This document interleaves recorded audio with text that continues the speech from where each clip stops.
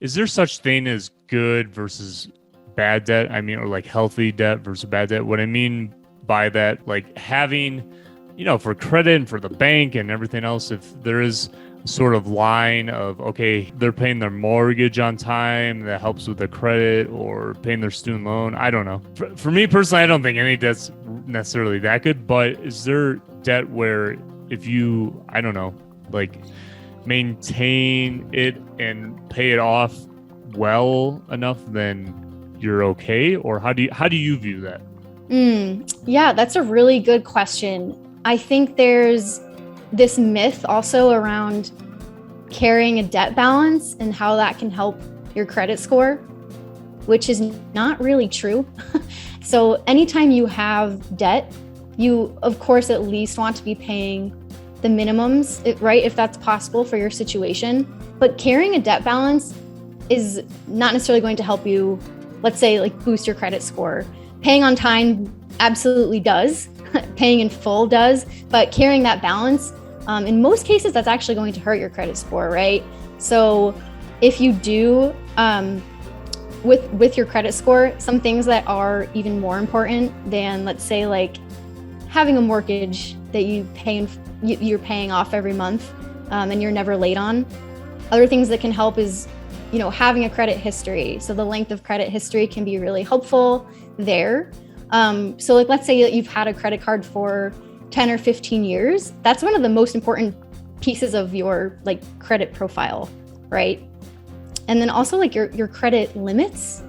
So like, let's say you're only using $3,000 a month across your credit cards, but if you wanted to, you could spend up to $25,000, right? You're not going to do that, but credit, when they're looking at your credit score, they take into account credit utilization.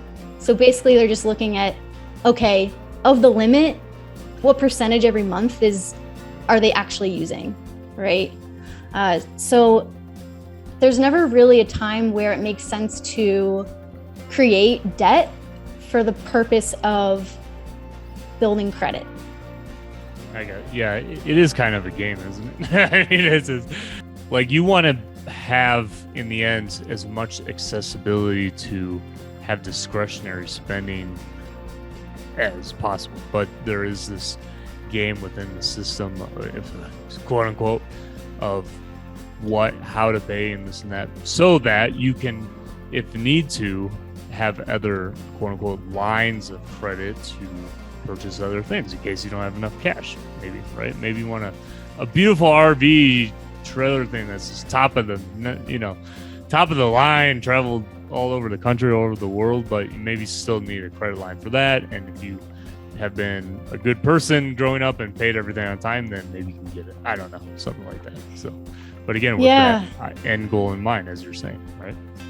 Yeah, absolutely. And actually the trailer purchase is a really good example of something where if you're building that self-awareness around what you want to do in your life in the next 5 to 10 years, that's something where, okay, we might set a short-term savings goal of, all right, I need, let's say, $25,000 to buy the trailer that I want.